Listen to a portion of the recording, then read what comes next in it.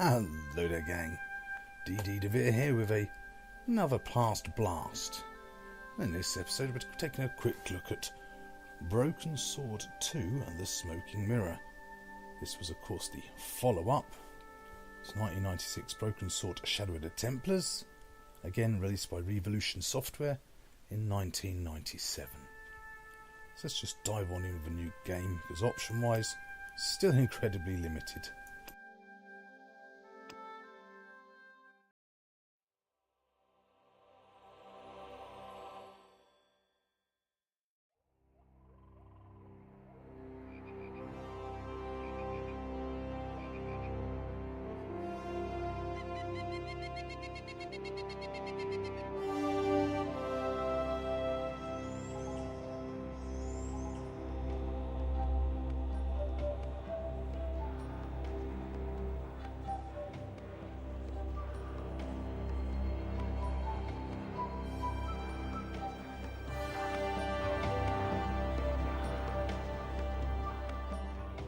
This must be the place.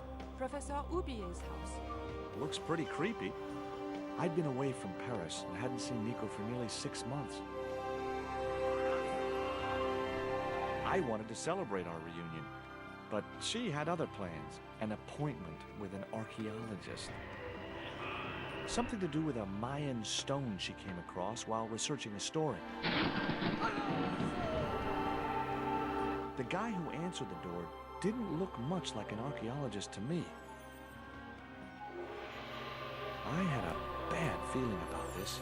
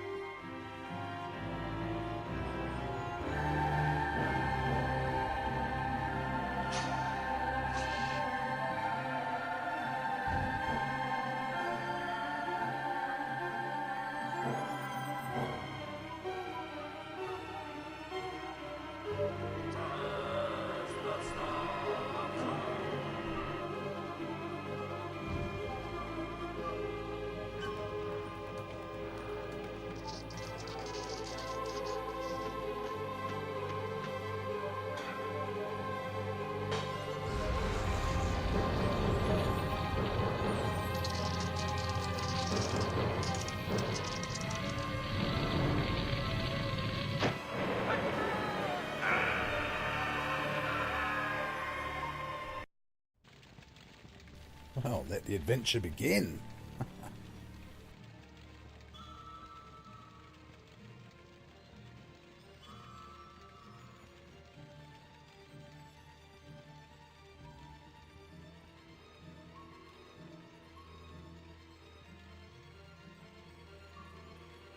So we're finally in control.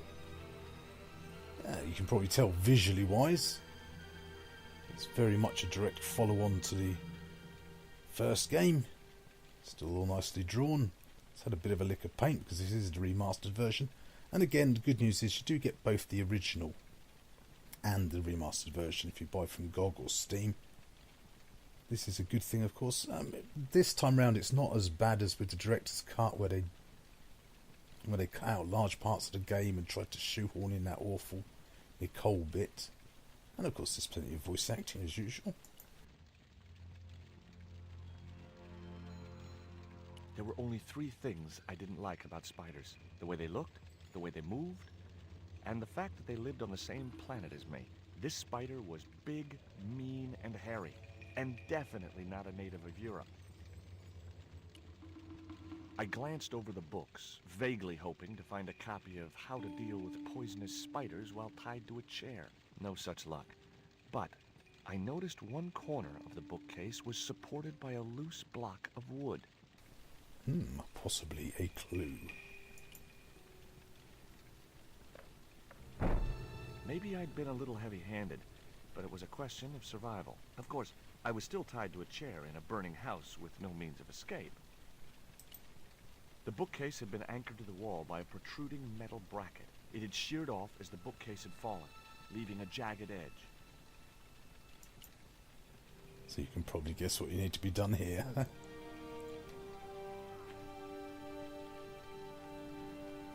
With one mighty bound, our hero was free. Now, I had to deal with that fire. So also, like the newer versions, you do get a somewhat irritating menu system. Or inventory system, I should say. That dart was sharper than a mosquito's business end. But this didn't deter me from getting it anyway. So we now have the little briefcase thing you have to click and drag around. In all honesty, this is basically more of the same compared to the first game. It doesn't really add anything new. Inside, I found a bottle of tequila.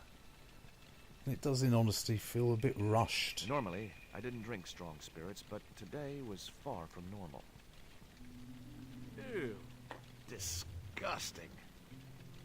Not only did the tequila burn like hell, I just managed to stop myself from swallowing the worm. There was something short, fleshy, and gross on the carpet. Yeah, I definitely get the impression that this was It was the worm from the bottle of tequila. fired out to capitalise on the success of Broken Sword. It feels a lot more rushed for a large part of the game.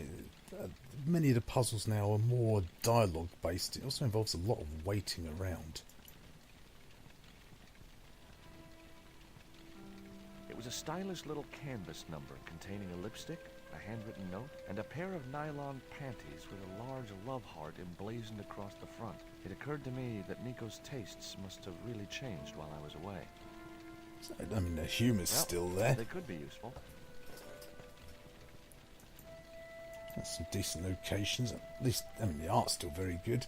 You'll notice now there's the little glowing icons, of course, that aren't present in the original version. It was a soda fountain, perfect for mixing with drinks or squirting at clowns. So let's use some. Let's just check that first. The cabinet was locked. So in typical point and click style.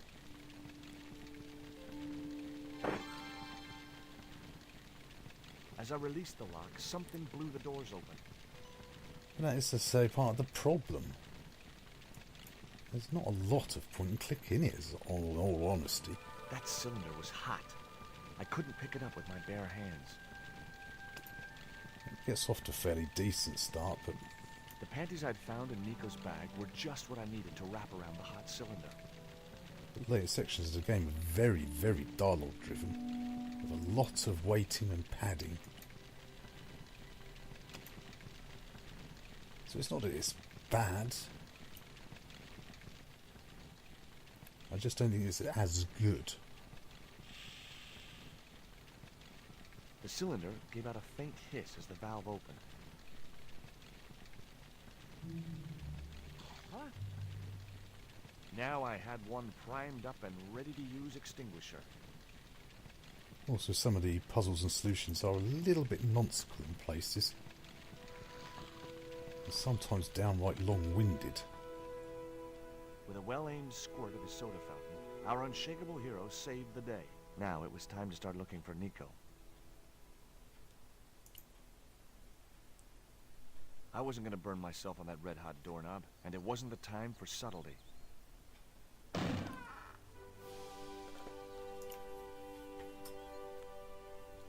Which begs the question, why can't we do that in any other adventure games? Just kick the door open. So it's not that this is a bad game. It's just after the original Broken Sword. It's a little bit weak, in all honesty. I'd found a piece of newspaper folded in two. It referred to a forthcoming eclipse of the sun. Unfortunately, it wouldn't be visible from Europe. The best place to view the eclipse would be Mexico. Certainly, if you've not played any of this series before, start with Broken Sword 1, Shadow of the Templars.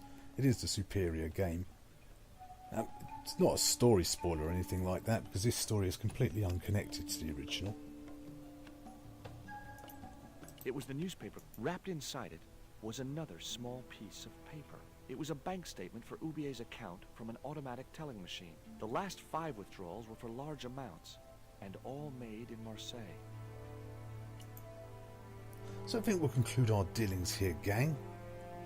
So as not to give too many spoilers of the game. Plus I happen to know in advance that the next section is a big long-winded dialogue-driven part coming up. Yeah, that's definitely one of the issues with this game. A lot of time full of padding and walking around and lots of talking for solutions to puzzles rather than actual direct point-and-click logic.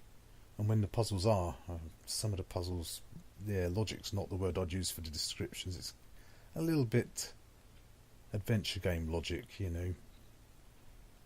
Taking 2 random objects to make a third random object to open a door, that kind of thing. It just is you thinking, well, how does that make sense? So it's definitely not as strong as Shadow of the Templars.